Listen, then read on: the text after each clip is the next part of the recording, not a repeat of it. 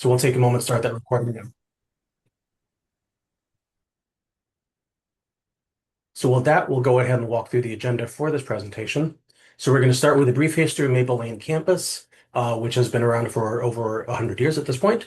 We'll talk about current operations at Maple Lane. We'll give people an overview of the special use permit process and the proposed building plans happening on Maple Lane campus. We'll describe the patients that are here at Maple Lane campus and our treatment programs, talk about safety and security on campus, and give folks a brief timeline of what they can expect next in the special use permit process. And of course, we'll have an opportunity to ask questions at the end of the presentation. I want to take a moment and talk about the format for those questions. So next slide. So we will have a Q&A period at the end of this meeting. And if you look at the Q&A section of Zoom, you can enter your questions directly in there. At the end of the webinar, we'll answer as many questions as we can, time permitting. All questions and answers will be posted on the Maple Lane campus website following this presentation. And with that, I'm going to hand it over to our Deputy Executive Officer, Susan Copeland, to say a few words. I'd like to welcome everybody for attending tonight. I'm Susan Copeland. I'm the Deputy Executive Officer for the Maple Lane campus. Actually, I started my career at Maple Lane in 1995, so I've been through the many changes the campus has had over the years. I was part of the closing team in 2011 when it was decided to close the campus, and I was part of the reopening team in 2016 when we brought the competency restoration program out there as part of the True Blood lawsuit. And I've stayed with the Behavioral Health Agency since then to see the growth and opening of the Maple Lane campus. It's as beautiful as it was in 1995 is what I can say. And we're here to be good community partners. We are very happy with the attendance we had last week at Sweet Hall. And I hope today that you guys are able to get your questions answered. And again, we really just want to be your community partner, and any information we can provide to help, let us know.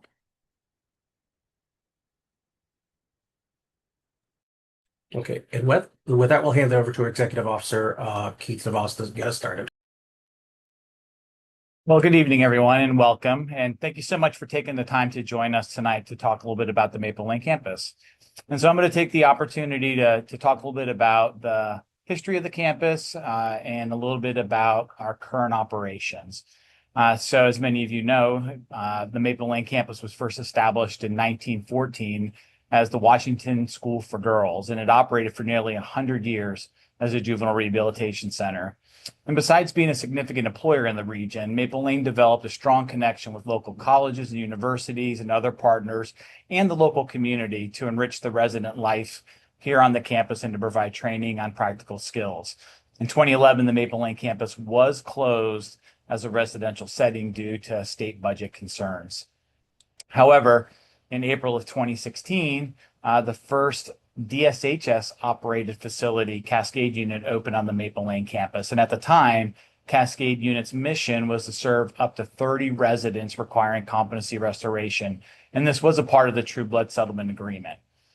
Cascade was closed in June of 2024 as competency restoration, but then reopened the following month with a new mission to serve those found not guilty by reason of insanity, and have a little bit more on that in future slides.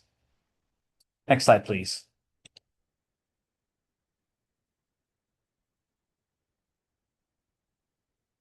All right, so a little bit about our current operations, and you may be familiar with this map. So to orient you, you can see across the top of the map, Old Highway 9 running from left to right, and you can see the main entrance heading down towards the administration building.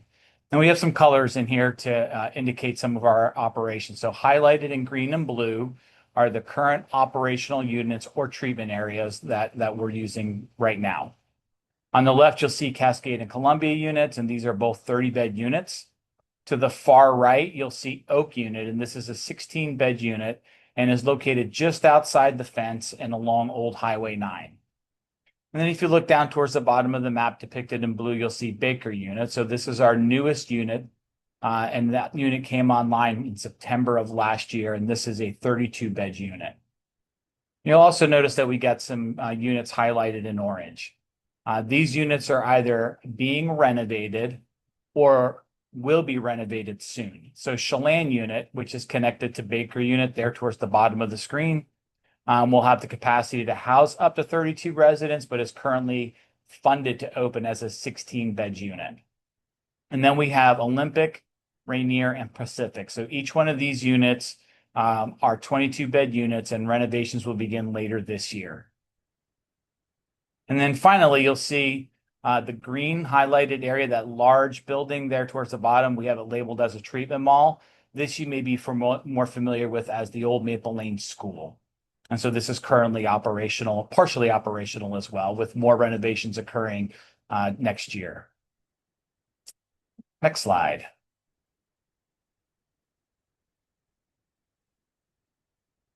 All right, so we do have 4 units operational, 2 NGRI units and 2 civil units with a total of 108 patients currently on campus.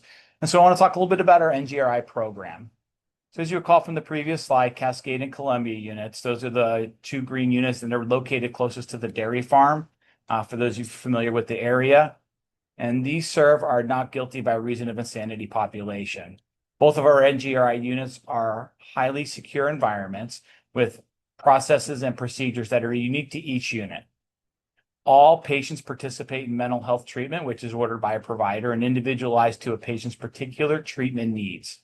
Each patient works closely with a multidisciplinary treatment team that includes staff from many disciplines: psychiatry, pharmacy, psychology, nursing, behavioral health specialists, social workers, rec and vocational specialists. And we also do provide religious services for those patients that request it. And each one of these units offer a wide range of evidence-based group and individual treatment. And then additionally, each unit offers groups to help increase residents' mental illness symptoms or improve residents' mental illness symptoms management and vocational opportunities and recreation.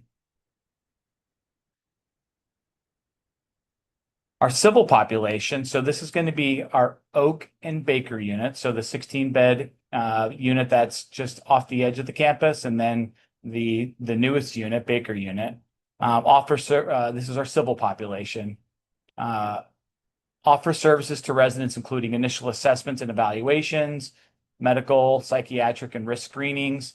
The goal is to support and improve each person's mental health condition and behavior, with the ultimate goal of helping patients recover so they can return to their home or transition to a less restrictive environment with appropriate aftercare.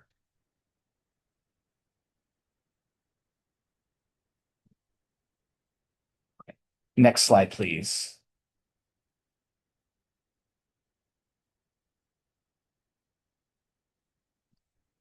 So we took some questions about who we accept here onto the campus, and so talk briefly about this. So we do receive all of our patients from one of the 2 state hospitals, so either Western State Hospital or Eastern State Hospital. And each patient is screened by a team, a multidisciplinary team of staff, including our medical team, treatment team, admissions coordinators, program directors, social workers, and others. And this screening is to ensure compatibility with this environment. And so there are patients that we do not accept. So if a resident displays a high risks or aggressive behaviors, is at risk of escape, or has medical conditions that are beyond our capability, we will decline that transfer in from those state hospitals. Next slide. So just a little bit about our expansion. So our cafeteria opened last September and provides our patients with breakfast, lunch, dinner, and snacks. Patients are served breakfast and snacks on the units, but they do go to the cafeteria as a unit for both lunch and dinner.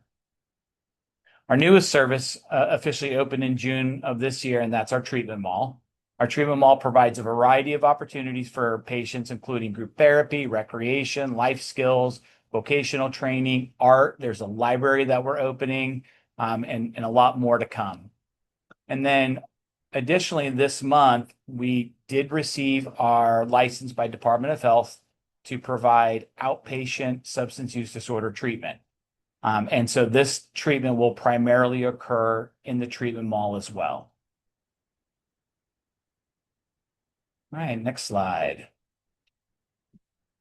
All right, Larry, I think this is over to you.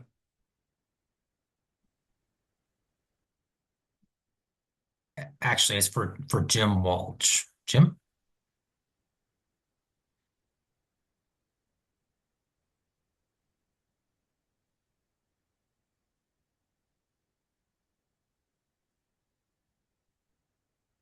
Jim, if you're talking, we can't hear you.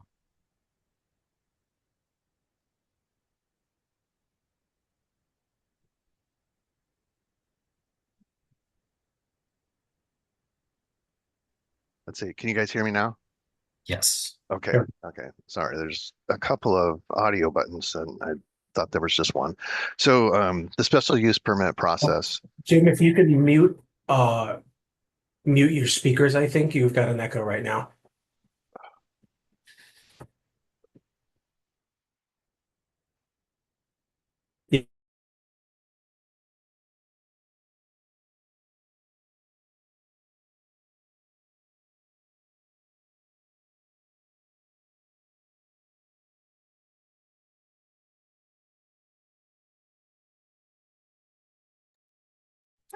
I can't hear you, Jim. I'm sorry if anyone else can.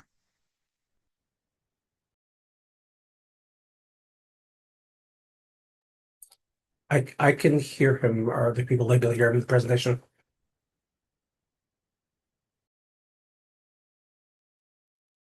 I can hear him fine.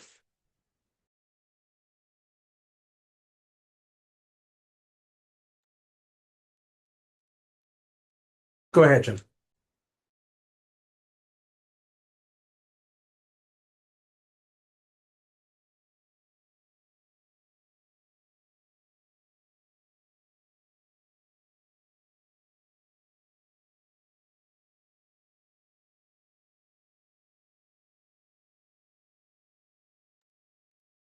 Jim, unfortunately, you're muted again. I can't hear you now.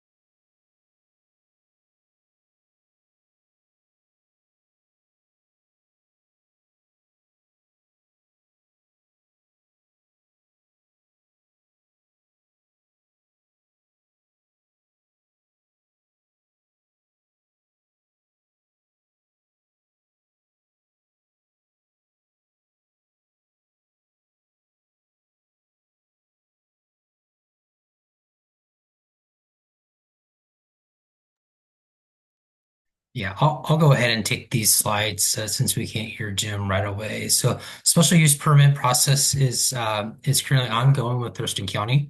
Department of Social and Health Services has submitted for the special use permit related to the property and the land use that's associated with the property in February of 26, so this last February.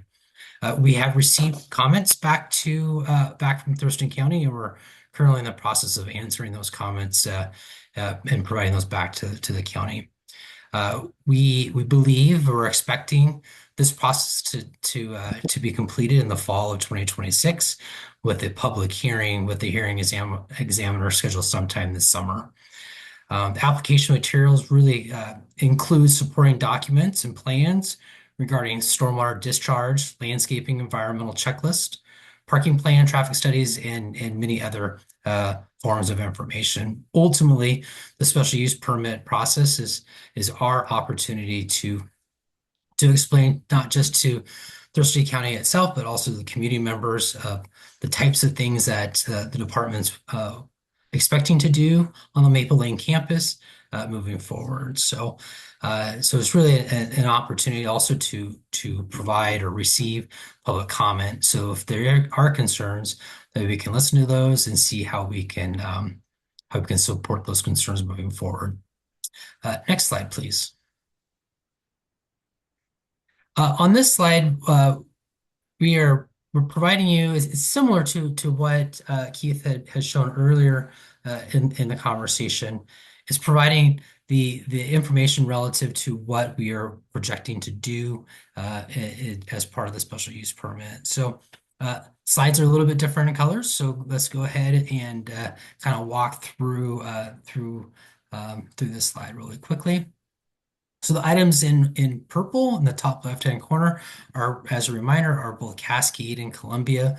Those are two operating facilities today, and currently there's no work planned as part of the special use permit. Moving kind of counterclockwise in a kind of a goldenrod color, the laundry facility. We are planning on constructing a new 4,000 square foot facility to maintain and take care of the laundry services that will be needed to serve the patients that will be provided services at Maple Lane. This currently is not slated for any particular time period, but it's our intent to request funding for that through the legislative process. Continuing on that counterclockwise, we also have a commissary building on the campus. Commissaries typically supports all the consumable materials, paper products, shampoos, deodorants, clothing, as well as food services as well. That the campus uses. We need to expand that because due to just the functionality of the programs and in comparison to what it was when it was a juvenile facility, we just need a little bit more space. So we're hoping to have that requested and constructed in 2030. So we're trying to plan out a little bit. Next, Baker and Chelan. We talked a little bit briefly about this, Keith did, and those two units are currently under renovation right now. I'm very excited for the completion of those facilities in the near future. Multi-service building. This is where we're having the kitchen is included in there, the cafeteria, and then some other backup office uses is in that building. Education building. This is the treatment mall, also referred to as, and this facility we're doing a renovation of the old gym that's in there and some public communal areas as associated with that building, and that work is currently in design, and we're expecting to have that under construction in the fall and completed here the fall of 27 at the latest. And then as we keep on going counterclockwise, the three green boxes, Pacific, Olympic, and Rainier, these three units are currently in the bidding phase for renovations of those three units, and we're really excited to get those ones up and running as well. Those have an opening of late 2027. And then Oak Cottage in the far right-hand corner, that facility was opened in 2022. It's a wonderful space. And then last but not least, we are proposing to the county to add an additional parking lot structure or parking lot improvement on the campus to serve the staff as well as visitors that will come visit their loved ones as they're staying at Maple Lane. Next slide, please. So that's all the cool stuff that we're doing. Now the timelines for this work. So as I stated before, a special use permit is expected to be issued in the fall of 26. So we're right now answering those questions and going through the process with Thurston County.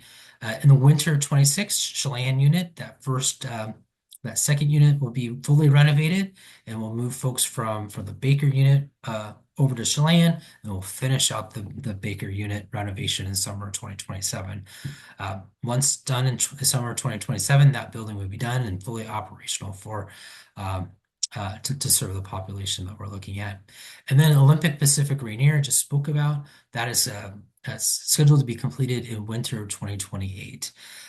It's really important to note that the majority of the buildings that are on the campus will be reused through renovations and modernization.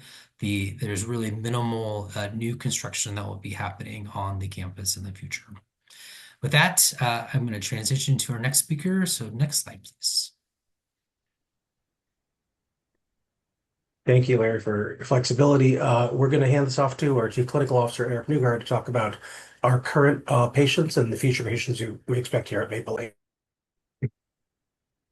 Hello, I'm Eric Newgord. I'm the Chief Clinical Officer for the Maple Lane campus. I have been working here since 2016 as part of the original competency restoration program. We provide a variety of treatment modalities and approaches for our patients who stay here. Our primary goal initially usually is to stabilize the symptoms, mental illness symptoms, and then improve from there. We would try to stabilize the negative symptoms that are going on and then build on that to help them develop skills and positive behaviors. We always use a trauma-informed approach. Surviving trauma itself can sometimes be a mental health condition, but having any other mental health condition is traumatic in and of itself. And we always try to remember that and keep that in mind when working with the people who come to our campus. Although we do focus primarily on mental health and the psychology, if you will, side of things, we keep in mind we're working with whole people. So we take in mind the social aspects of people, their family connections, friend connections, organizations that can provide them support, as well as their physical health. We have medical providers to make sure that they're living as healthy as they can, and we're meeting their biological medical needs as well. We are always looking from a multidisciplinary point of view as a treatment team on how we can best serve them, which facets of their lives might need more work than other ones. They also are not isolated individuals. They have peers all around them. We try to make that a positive in their life rather than a negative, and work in group modalities so that they can support each other. And often that is a way that they can develop healthy life skills for themselves as well. Medication, obviously, is a very big part of any mental health treatment in our current historical period. We have excellent psychiatric providers and consultants they can rely on to make sure that we're using the most up-to-date medications and administration methods to help reduce negative symptoms. And then we have case management. We are always looking at what other modalities or systems we can leverage to help people in their lives. We start planning early for discharge. That means we're using case management to connect them to the communities they will be discharging back to, usually their home counties, and making sure that we have a warm handoff. And as I mentioned earlier, we really keep in mind the medical part. It is hard for any of us to have positive mental health if we have significant medical needs as well. And we try to keep that in mind. Next slide, please.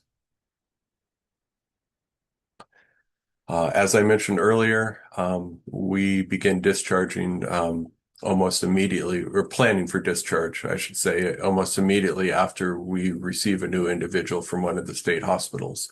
We always want that to be kind of the endpoint we are not losing sight of. We don't want them to feel like they're just a static individual here without any hope or plans to continue living their lives elsewhere. So we have social workers who connect with their home communities, other systems of care they may need, and we work to help those people move towards those discharge goals. It's individualized. We certainly have set menu options, if you will, of how we can work with people, but we are working with individuals with individual needs, and we have multidisciplinary treatment teams who help make sure that each individual is getting the care that they need. Keith did mention earlier, we recently have received licensure to provide substance use disorder treatment on campus. That is one more modality we're very excited to add to our toolbox here. And we are continuing to look for other ways that we can best help our patients. Thank you very much. Thank you, Dr. Newgard. We're going to switch to talk about safety and security, and that'll be our head of security operations, AJ. Good afternoon, everybody, or good evening, everybody. Thank you for coming. My name is AJ Dominguez. I'm the Security Operations Manager for the campus. I supervise a team of approximately 25 security staff. Some of the key things that we do is we ensure that our campus is safe and secure. There is key card access for all campus and individuals that do work onto the units, so it's just not anybody can just gain access to our campus. It is very strictly monitored.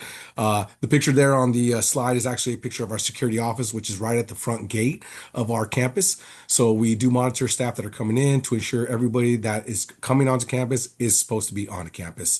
Our campus, we do have the luxury of having a fence that does have that keeps our residents in-house where they should be. This fencing does go around the campus. We have approximately 88 acres of campus, so it's a pretty large fence.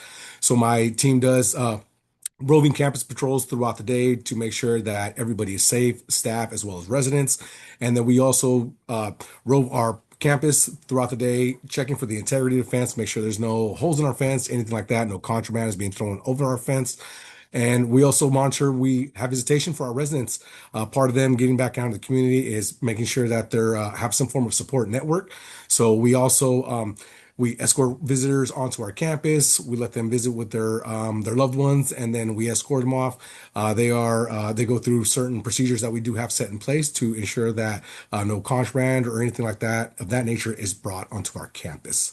It is a feel like our campus is very safe.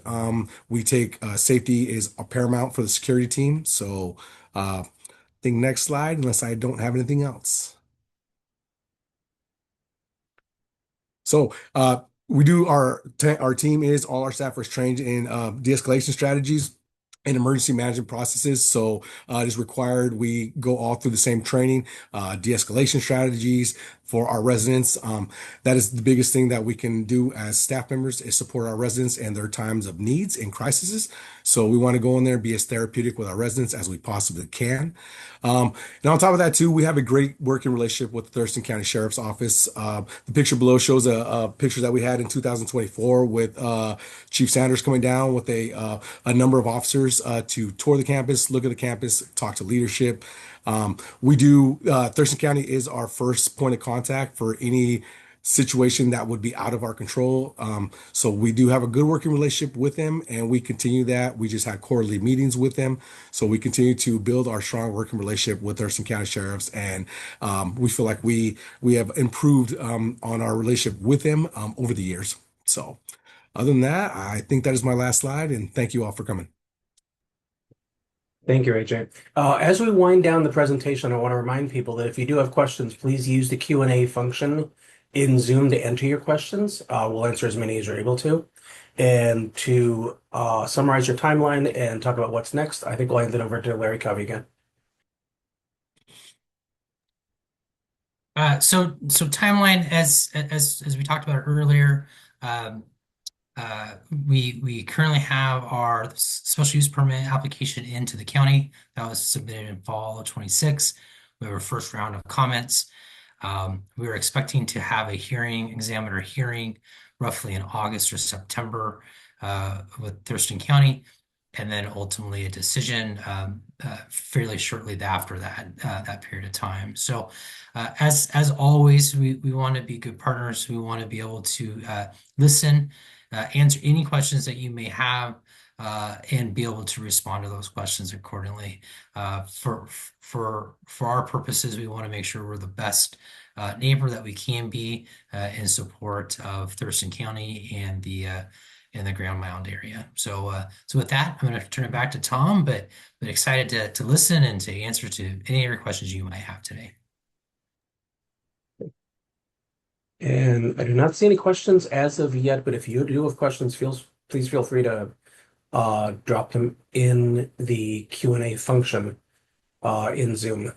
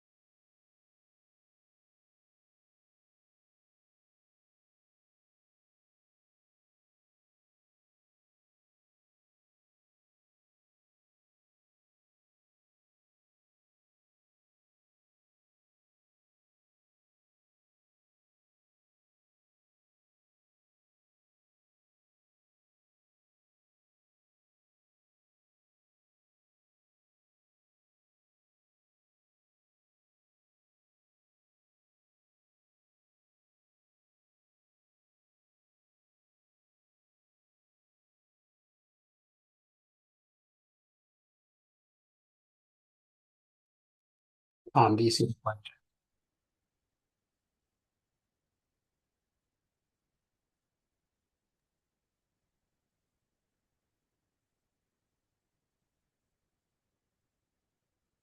There is a question from Thomas Trott. Does Maple Lane coordinate with local tribes? And what opportunities do you see that could strengthen those relationships? I'm going to ask our Executive Officer, Keith DeVos, if you can respond to that.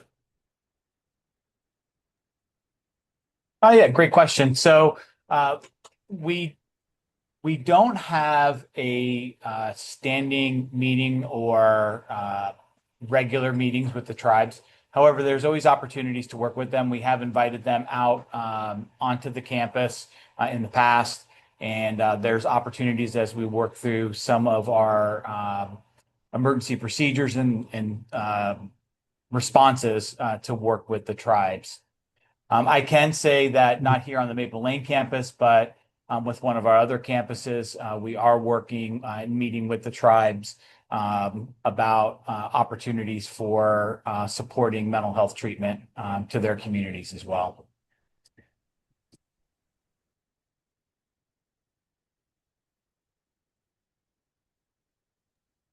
Thank you. So Go ahead, Tony. So we have a coordinator at the BHHA headquarters level that is working with all the tribes of Washington, developing a governmental agency plan with our tribes of Washington. So one of the things that she is trying to do is also not only create that plan, but also identify tribe members that can go into each of our facilities and work with our patients. And so one of the things that I would encourage if anyone is interested and is a tribal member to reach out to any of our executives, but also to Tom, and we can definitely connect you with our volunteer coordinator and get you connected to the facility.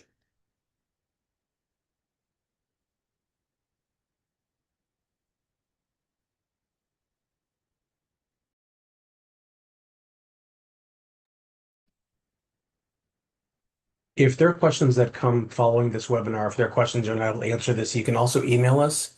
The email address is bhacommunications@dshs.wad.gov. That's BHA Communications, all one word, at dshs.wad.gov.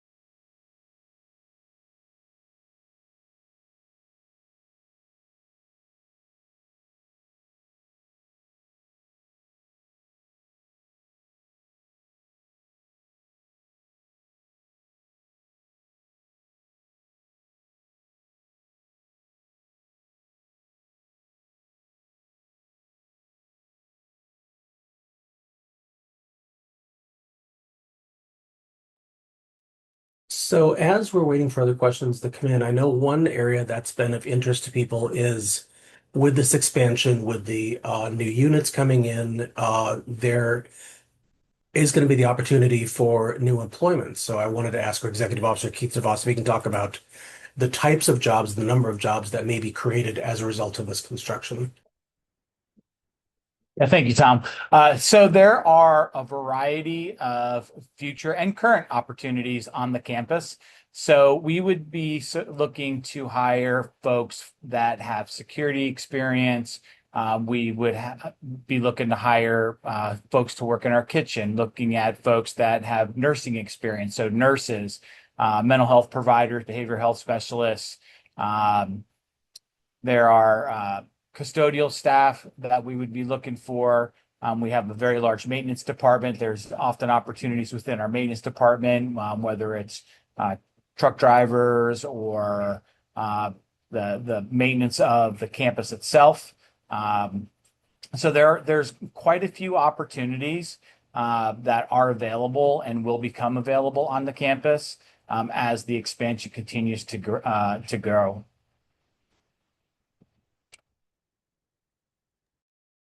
Thank you for that. A reminder, please use the Q&A chat if you have questions that you'd like to ask to any of our panelists.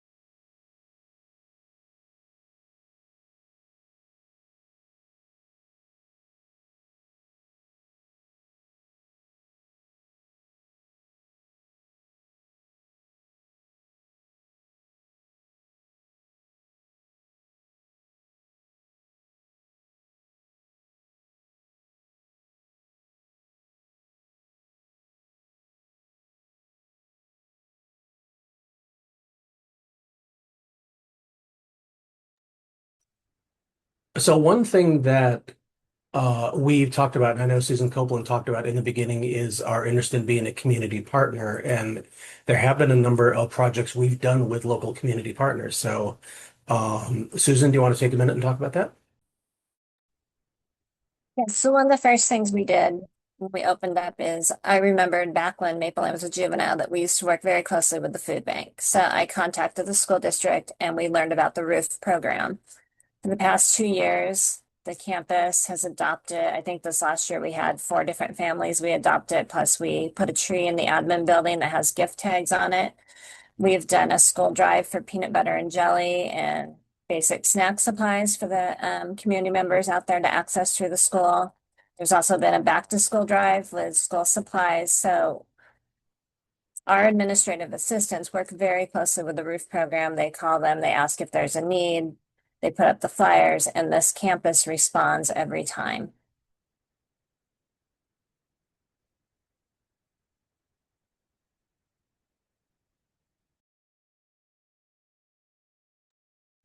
Thank you, Susan. Another question that has come up in our in-person meeting at Sweet Hall was about creating safety in the community. And one area that people have been interested in how mental health treatment itself creates safety in the community. So I wanted to ask Keith and maybe Dr. Newgard if you can talk about how mental health treatment itself is making communities safer. So I'd love to get us started and then, of course, turn it over to Dr. Newgard. So, one of the things that I think we have to remind ourselves is that the patients that we serve, in many cases, these are our neighbors. It's you don't have to look very far to find people that we know that are struggling with mental illness, may be deep in psychosis or struggling with substance use disorder or any number of things.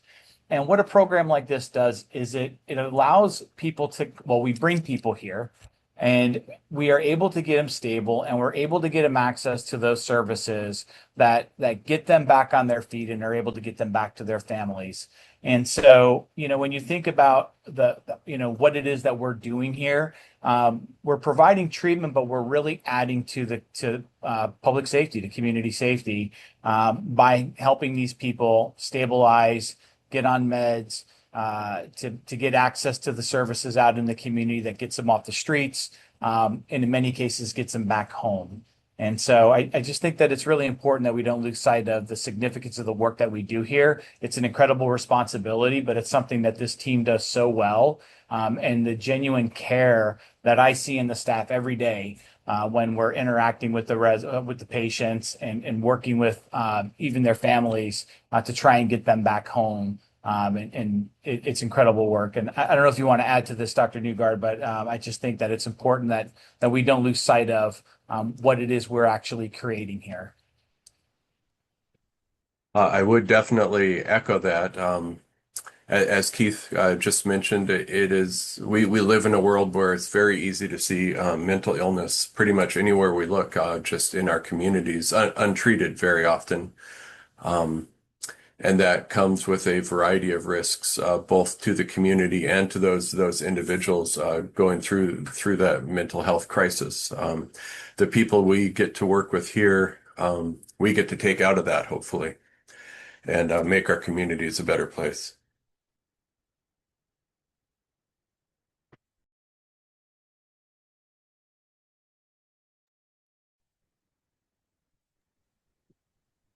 Yeah, another statement.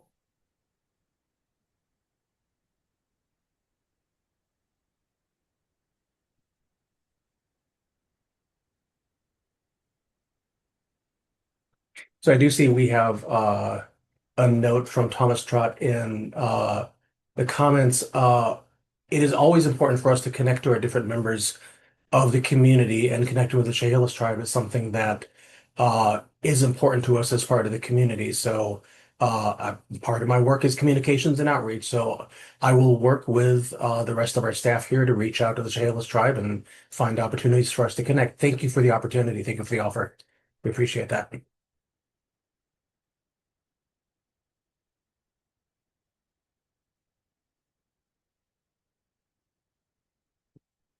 I want to remind people again that if you do have questions you weren't able to get to here, or if you're listening to this recording and if you have additional questions you want to ask us, you can email us bhacommunications@dshs.wa.gov, bhacommunications@dshs.wa.gov.